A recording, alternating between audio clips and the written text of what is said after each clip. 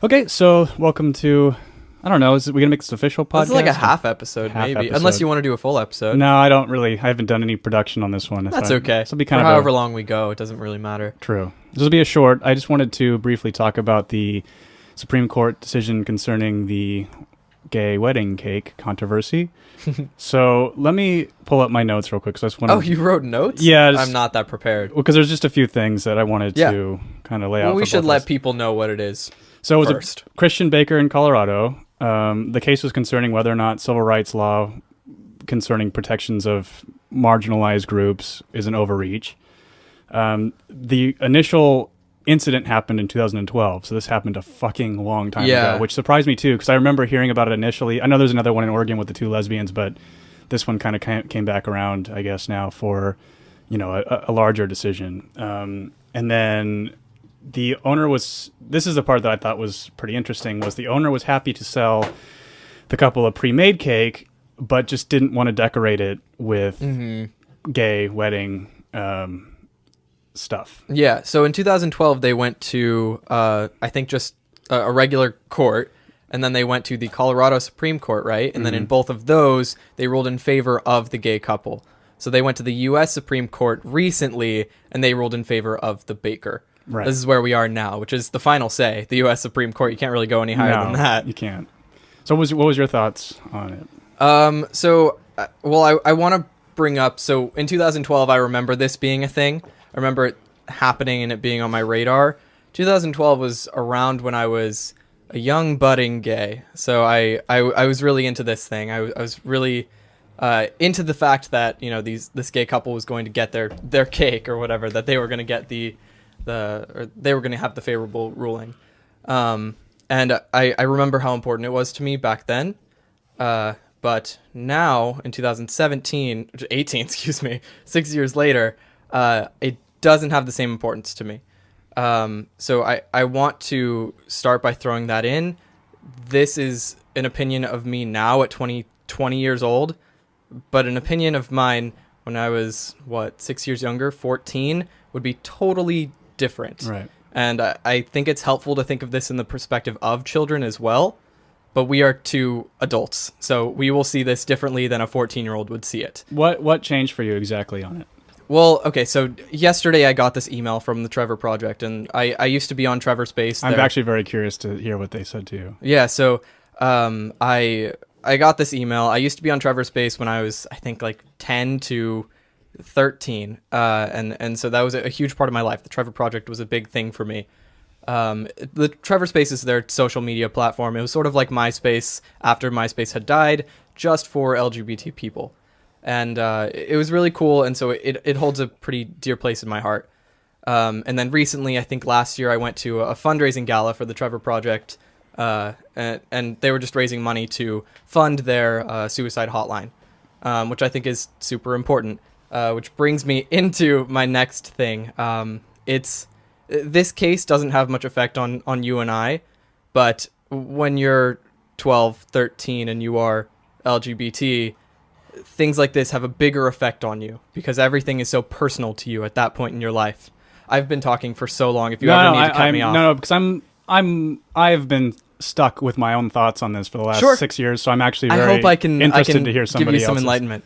Enlightenment. I know, yeah. Wow. Well, I had a feeling we would disagree a little bit. I think we agree now, but my affinity towards the opinions of young people at this point is probably a bit different from yours. So I have a thought on that while you were saying it. I hadn't really actually thought about it, so this is kind of a new, original thing to me right at this moment.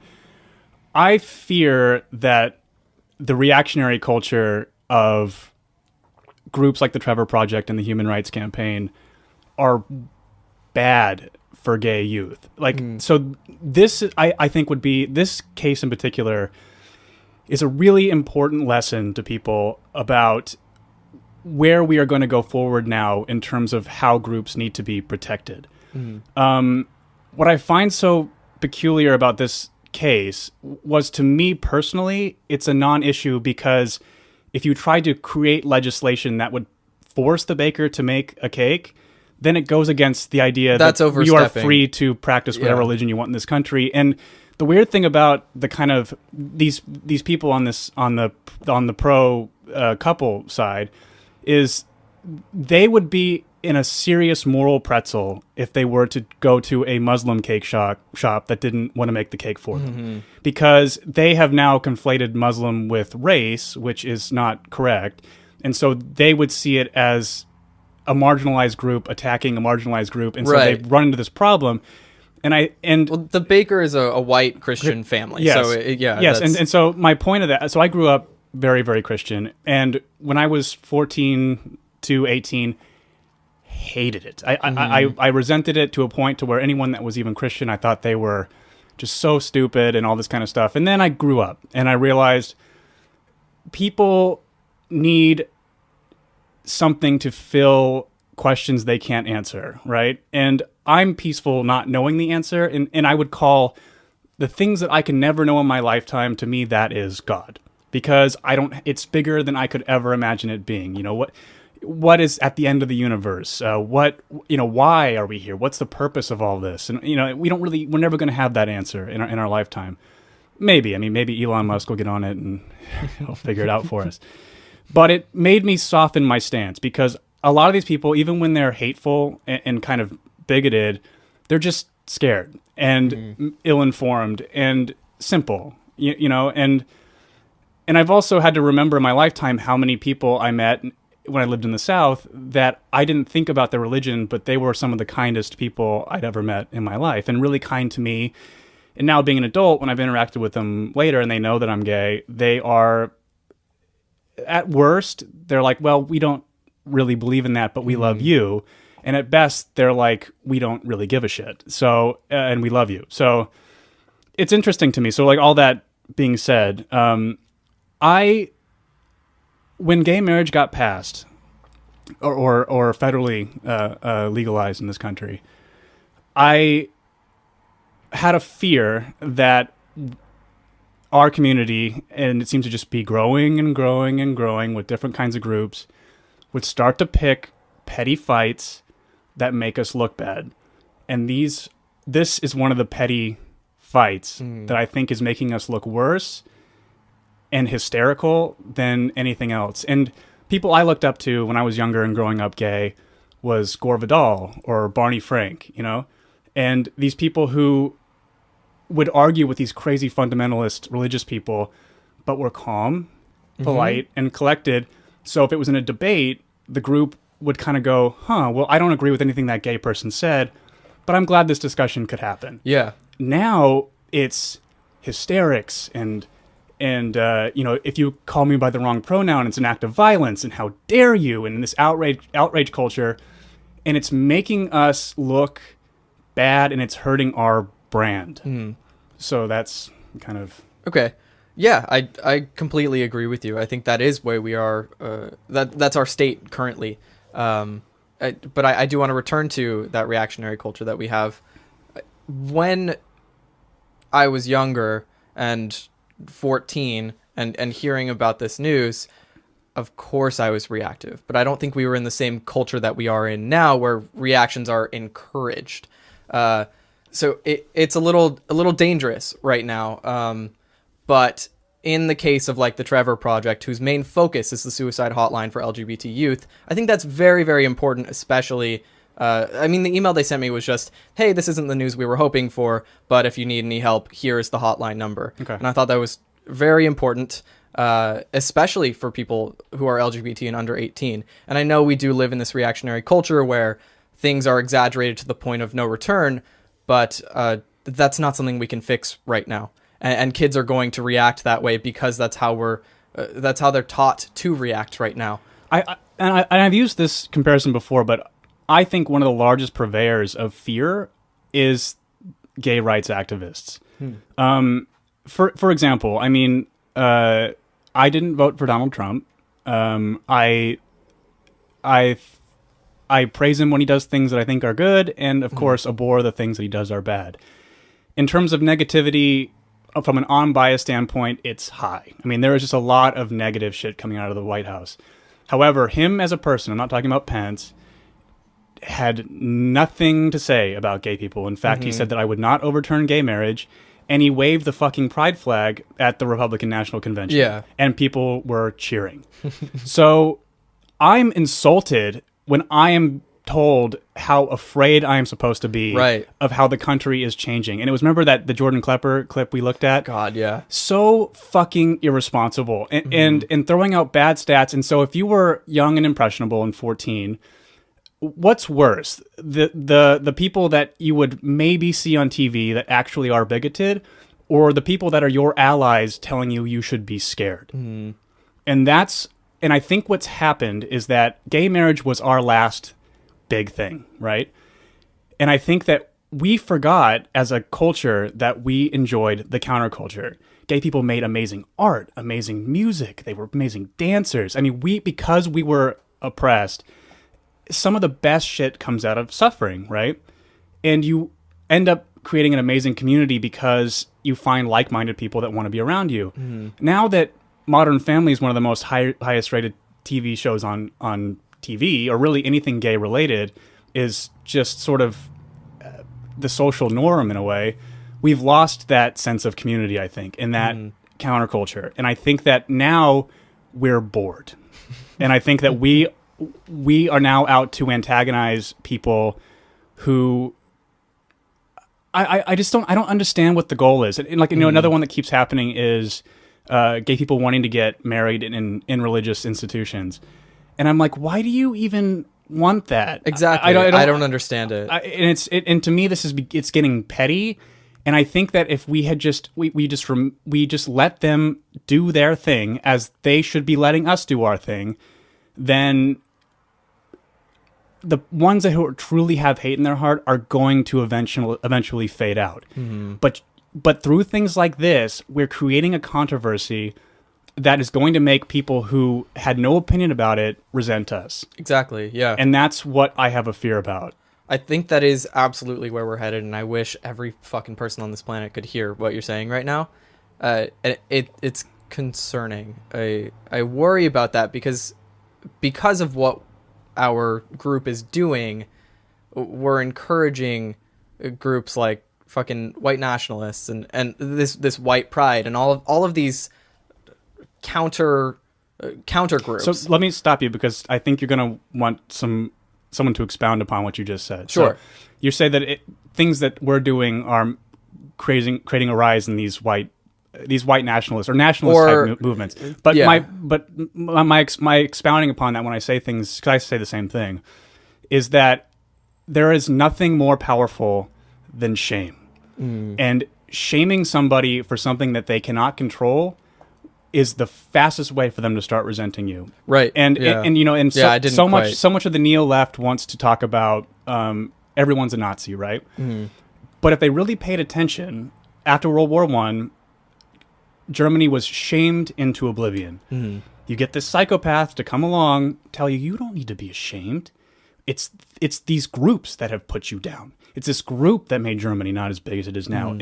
And through us being proud Germans that look a specific way, we will be able to rebuild this as what it once was, right? And so that to me historically is so abundantly fucking clear. And yet our team is baffled that these groups are growing. Right. And I'm like, you fucking idiots. This didn't happen. And they say, well, it's because someone like Trump got in office.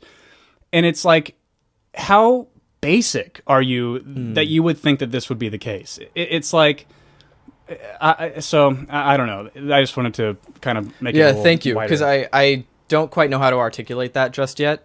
And I think you did that very well for me.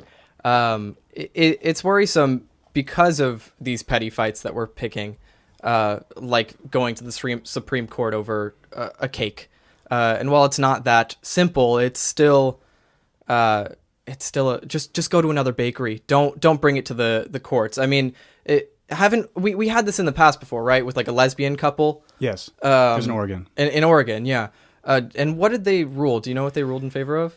They ruled in favor of them. Of the couple. I believe. But in Oregon. But so this is the thing to me. I understand why you're upset to the gay couple. I understand. And it's wrong. I think it's wrong. They should just make it for you.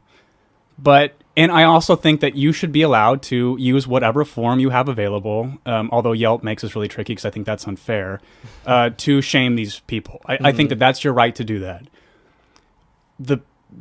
Where I'm uncomfortable is that there is no law that dictates that they have to make it, or that on grounds that they have, they can discriminate, right? Well, in Colorado, there is a discriminatory law. Right, but it's not specific to this particular issue. It just kind of but it is that kind of thing where it runs in that thing of every business they have the right to refuse service, right, based on whatever grounds they choose. And so it's a tricky territory. But what I mean is there's no specific law that says that they, because he was still willing to provide the service, just not to the degree they wanted him to. So I think that he was actually within the law. And I think that even though this is uncomfortable for people to have to experience something like this is the ideal place in which the law should be. Because, and I know this term is so overly used, but I think it's the only one I have, is it's a slippery slope to start building and building and building and building on what group needs to be protected depending upon what demands they have or what, and especially as the gay community, we should realize this because our acronym is ever expanding. I mean, it's just, and I think that, and I've seen, I'm not even going to really say what they are, but some groups are trying to latch on that really trouble me. I don't know. It's I've seen articles kind of normalizing pedophilia recently, and just I think that, and I have a weird feeling that that's the next wave of people of I'm just saying, and it's going to, and I don't think that, I'm not saying we're going to defend them, but I think that it's going to create, again, another logic pretzel because we've gotten so comfortable with letting our feelings dictate what should happen on a legislative arena. And that's kind of what is troubling me the most about it. But I don't know. So all that being said, I approve of the ruling they went through, which I think that opinion is going to be uncommon in our community. It's not a happy ruling, no, but it's the extent of what our government should be doing. Yes. Anything further than what is currently law in Colorado or in the US is a little too much, because then that non-discriminatory thing, it's a private business. I mean, it's open to the public, of course. You can purchase things, but you're paying for a service. You're paying for a good, and you can refuse the right to serve anybody. I mean, if we force people to be served, where does that stop? Right. When does it get to be, oh, this person is causing a disturbance in the restaurant, but we can't kick them out because they are a gay couple or a black family or a Muslim family. I think the unraveling we've seen at Starbucks is a perfect example of this. And then now I'm hearing about a lot of places in a lot of Starbucks in metropolitan cities, because their new policy now is that anybody can use the bathroom even if they don't buy anything. And now it's become a fucking disaster. Yeah, and now one of those employees has to clean that bathroom. Right. And everybody is just shitting wherever they would in that bathroom. And then we have a heroin crisis, and so it's going to, they lock themselves in the bathroom, they do heroin, they don't come out for hours. Yeah, and so it's a lot of issues. And I just, my point of this, though, and it's kind of a through line I've had about a lot of these issues, is just that I don't think picking these, what I would call petty fights, are productive, and I think they're super counterproductive. And it's so interesting to me. I wanted to tie this in. I think it kind of can connect. And obviously, gay people are going to vote a certain way, right? But I do think that I would make that generalization. I would, just because of the climate today. And here's kind of my expounding upon that. Well, I voted today.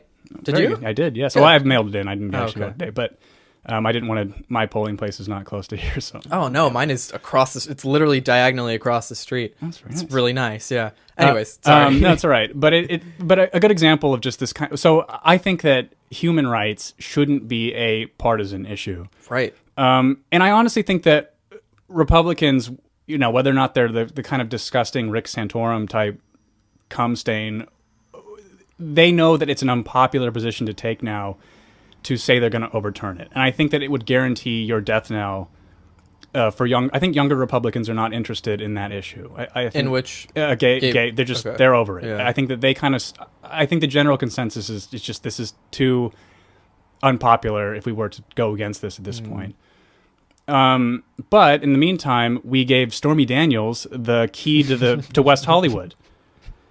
That's so absurd, and it almost feels like we don't live in reality. It's embarrassing. As if it feels like it's more likely that they are trolling us than it is actually reality. But I don't think they are. Well, and what's so fascinating to me is, so today you heard about Miss USA. They don't want to do the bikini portion of it anymore. Oh yeah. So their whole view is that we don't want women to objectify themselves, but we'll give this porn star who stuffed the president a key to the city and celebrate her in mass.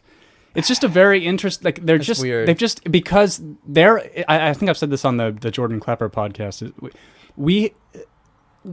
People are so angry and ill-informed concerning him, and it's like they prefer to just meaning Trump. They prefer to just watch one element of and stuff, and again, and they're so sensitive that even me talking like this sounds like an endorsement to them, and it's so not. But it's like, choose to be hysterical when it's worth it. And I'm telling you, if there is something that the Republicans try to pass that would infringe upon any of my rights as a gay person, I will be on the fucking front lines fighting with you. But there is nothing right now. And this is just kind of a bookend on this particular issue. So I'm curious what's next now. Well, like I was saying, that I'm glad that we ruled, or that the Supreme Court ruled in favor of the baker, because if we keep pushing these boundaries, where are we going to end up? And it, like I said, the Muslim family who's causing a disturbance can't be kicked out because it could be viewed by some people as discriminatory, that they're being too Muslim to be in this restaurant, or that we're being too gay to go eat Mexican food somewhere else. It's concerning that if we had ruled in favor of the gay couple for this one, it would lead to something else. But of course, this ruling is pushing the fight that people in our group are trying to make right now. It's the fight that we're this marginalized group, which in the past we have been. I think we're pretty okay now. That we're being attacked by the U.S. government, the U.S. Supreme Court, that we need to fight back, that we need to make it so that we can never be discriminated against, even if we are rightfully kicked out of a restaurant or rightfully refused a service. Well, it's this illusion that they have that everyone is going to like you. Right. And that's never going to happen. God, that is so true. And we can't force everybody to accept who we are. We can only ask for a level of tolerance that allows us to exist peacefully. Yeah, and the more you force somebody, the worse they're going to get. Right. And I'm curious. So, and let me see where we're at, because I don't really want this one to be super long. Yeah, we're at 23 minutes. Okay.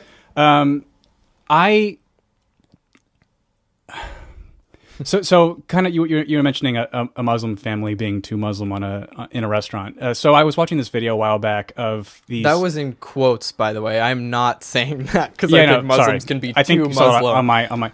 But there was a video of people on a plane. I think it was headed to maybe either back from Dubai or towards. I don't really remember. But there were these 3 Muslim men on the plane praying loudly.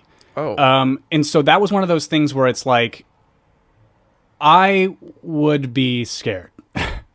You know what I mean? And it's let's unpack that. Well, why do you say that? Because I think that we have a good reason to, because they've tried to bomb several planes and they've caused the largest. Yeah. And it was intense. And it's one of those things where it's like, I see both sides of that one, right? I see it as they should be allowed to do what they do, but do you have to do it on a fucking plane? And so loudly. Well, I think that's part of their shtick. I don't really know, but it's... I don't know anything either. I don't really either. I should probably shut up. But it is one of those things where it's like, we want to feel compassion, but at the same time, we have to be real. You know what I mean? Within reason. within reason. But like, I do think it's a fair thing. On let's say that happened. Let's say that happened on a domestic flight. You gotta be like, you got to cut that shit out. Like, you're not wherever you're. I'm like, it's one of those things that sounds xenophobic, but it's like, this is not normal. You have to understand that a lot of people will find that to be a threat. That a lot of America will. Yeah. I honestly think the most liberal person on an airplane would be shitting their pants. They'd be like sweating. Yeah. Yeah. Because but they wouldn't say anything. Let's even take Muslim out of the equation. I mean, if it's some crazy person screaming how much he loves Jesus, if you have a terrifying. priest standing up in the middle of the aisle preaching to the plane, absolutely. But it's that weird thing. I guess the same thing of like, it's this group but not this group, and it's just fascinating to me. Kind of the things that people choose to be outraged about. This ruling was interesting though, because I don't see a lot of angry people. People seem solemn. I think it's embarrassing. I've seen a couple people go on the news about it and sort of like flex their guns because it passed. It was ruled this way. I think that's was your family watching Fox News? Yeah, of course. And I think it's embarrassing to do that. I think that's not very American. That's not very. Well, it's just embarrassing to see somebody flex for a Supreme Court ruling. And on the same side, I mean, like, to the Republicans' credit, I think that they have gained a lot of like, they were never seen as a cool group, and they have done a pretty decent job of galvanizing young people lately, and kind of rebranding it.